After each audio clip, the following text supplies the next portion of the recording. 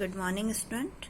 Today we will start the next part of synthetic fiber and plastic, that is plastics. Plastics जैसे last topic हम पढ़ चुके हैं synthetic fibres. Synthetic fibers are the polymer that can be obtained from the natural fiber, that can be also from the chemicals, rayon, nylon, acrilan, बहुत सारे synthetic fibres हम पढ़ चुके हैं. नाउ नेक्स्ट इसका बिल्कुल अलग पोर्शन है, that is plastic. Plastic term आपने बहुत बार सुना होगा. प्लास्टिक है क्या? Plastic are also polymer. Polymer है सिंपली केमिकल सब्सटेंस है, बट प्लास्टिक एक synthetic material which can be moulded into desired shape when soft and then harden to produce a durable articles. Means कि plastic एक ऐसा synthetic substance है जिसको अगर आप हीट करें तो वो सॉफ्ट हो जाता है, और सॉफ्ट करने के बाद आप उसको जिस भी फॉर्म में, जिस भी शेप में चाहे मोल्ड कर सकते हैं. Plastic also consist very long molecule, that means polymer. ठीक है. इसका एक बहुत कॉमन एग्जाम्पल है पॉलीथीन, जिसको आप डेली यूज करते हैं अपने घर में आसपास. पॉलीथीन जो है वो प्लास्टिक का एक एग्जाम्पल है. पॉलीथीन, सिर्फ पॉलीथीन ही प्लास्टिक है ऐसा नहीं है. प्लास्टिक एक बहुत बड़ी कैटेगरी है. प्लास्टिक एक पॉलीमर है जिसको हम बेसिकली बहुत जगह यूज करते हैं, जिसका एक कॉमन एग्जाम्पल है पॉलीथीन, जिसको आप जनरल अपने घर में यूज करते हैं. तो पॉलीथीन भी एक ऐसा पॉलीमर है जो एक इथीन नाम के सब्सटेंस से प्रिपेयर होता है. बट प्लास्टिक और भी होते हैं. प्लास्टिक्स को जनरली हम बहुत तरीके से क्लासिफाई करते हैं, जब आप आगे क्लास में पढ़ेंगे.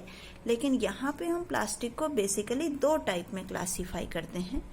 एक पहला है लीनियर स्ट्रक्चर के बेस पे.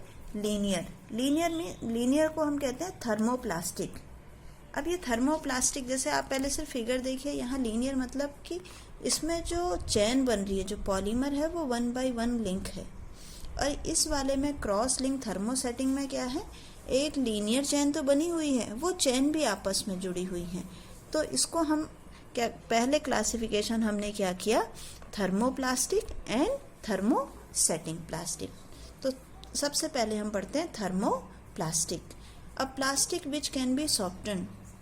प्लास्टिक भी ऐसे नहीं होते सारे कि जिसको आपने हीट किया वो सॉफ्ट हो जाए, इसीलिए उसको दो पार्ट में हम क्लासिफाई कर रहे हैं. पहला है थर्मोप्लास्टिक, ऐसा प्लास्टिक जिसको आपने हीट किया वो सॉफ्ट हो गया और जिसको आपने रिमोल्ड कर दिया डिफरेंट शेप्स में, दैट इज थर्मोप्लास्टिक. जैसे पॉलीथीन है, आप घर में जो आपकी पॉलीथीन है उसको कभी जला के देखना, तो वो क्या होती है, सिकुड़ती चली जाती है, सॉफ्ट हो जाती है जब गर्म होती है. इसी तरीके से पीवीसी, आपके घर में जो बकेट्स होती हैं, टब्स होते हैं, पाइप्स होते हैं, ये सब थर्मोप्लास्टिक का एग्जाम्पल है. जनरली कहाँ यूज होता है, टॉयज को बनाने में, कॉम को बनाने में, और डिफरेंट कंटेनर मीन्स जो आपके घर में प्लास्टिक के डब्बे यूज होते हैं, प्लास्टिक के बर्तन यूज होते हैं, जनरली उसके लिए हम कौन सा प्लास्टिक यूज करते हैं, थर्मोप्लास्टिक. सेकेंड आपका आता है थर्मोसेटिंग.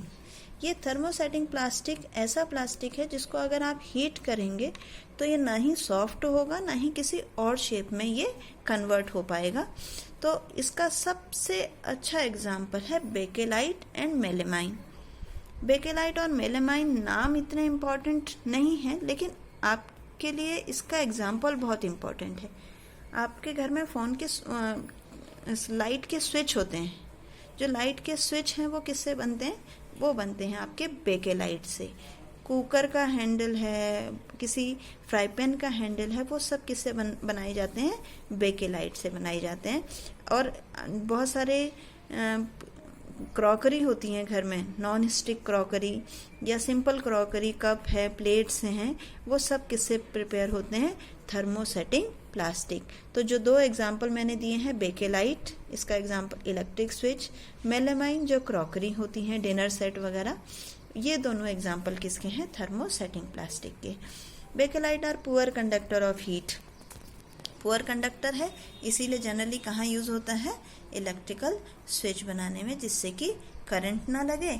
और इलेक्ट्रिक हीट का बेड कंडक्टर है, इसीलिए हम इसको कहाँ यूज करते हैं, इसको हम यूज़ करते हैं कुकर के हैंडल्स वगैरह में। नाउ द प्रॉपर्टीज़, प्लास्टिक की प्रॉपर्टीज़ क्या क्या हैं। प्लास्टिक की वैसे तो बहुत सारी प्रॉपर्टी हैं और इन्हीं प्रॉपर्टीज़ की वजह से हम प्लास्टिक को यूज़ करते हैं। सबसे पहली बात, they do not react with air and water, ना एयर से रिएक्ट करता है ना वाटर से रिएक्ट करता है। रेजिस्टेंस टू कोरोजन, इनमें कोरोजन भी नहीं होता, रस्टिंग भी नहीं होती है। They can be easily moulded, they can large variety of articles, अलग अलग तरीके के वैरायटी के हम इसमें प्रोडक्ट बना सकते हैं। हीट और कंडक्ट, इलेक्ट्रिसिटी कंडक्ट नहीं करते हैं इसलिए ना ही करंट लगता है, इंसुलेटर की तरह काम करते हैं। डेंसिटी कम होती है इसलिए लाइटर देन मेटल हैं, इजीली कहीं भी आप इनको ले जा सकते हैं। बहुत हल्का होने के बाद, पन्नी आपने देखी है, पॉलीथीन जो आप घर में यूज़ करते हैं, वो इतनी हल्की होती है लेकिन फिर भी उसमें आप मेटल से ज़्यादा सामान ले जा सकते हैं। आप एक बहुत पतली सी पन्नी है और उसमें आप कितना कितना सामान 5 किलो 10 किलो भी ले जाते हैं, क्योंकि इनकी स्ट्रेंथ जो है वो बहुत ज़्यादा होती है। और प्लास्टिक इज़ जनरली चीपर, इसीलिए आजकल लोग जो हैं प्लास्टिक को बहुत ज़्यादा यूज़ करते हैं, क्योंकि इसकी बहुत सारी प्रॉपर्टीज़ हैं जो हमारी डेली लाइफ को ईजी करने में हेल्प करती है।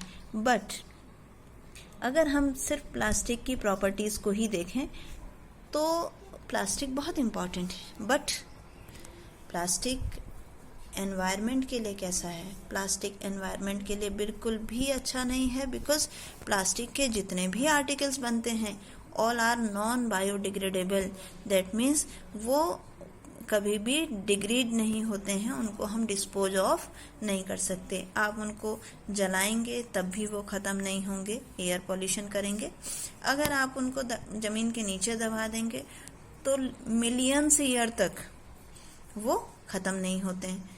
ख़त्म नहीं होते हैं मीन्स कि वो एज इट इज़ रहेंगे, डिग्रेड नहीं होंगे, हमारे एटमॉस्फेयर को पॉल्यूट करते रहेंगे। इसीलिए अब आपको पता है कि इस टाइम पे बहुत वर्ल्ड वाइड एक कैंपेन चल रहा है, वो है सिंगल यूज प्लास्टिक का हम यूज़ ना करें। ऐसा प्लास्टिक जो एक ही बार यूज़ होता है उसको हम यूज़ ना करें। तो how to save the environment, सबसे बढ़िया तरीका है कि एनवायरनमेंट को अगर सेव करना है तो प्लास्टिक को यूज़ ही ना करें।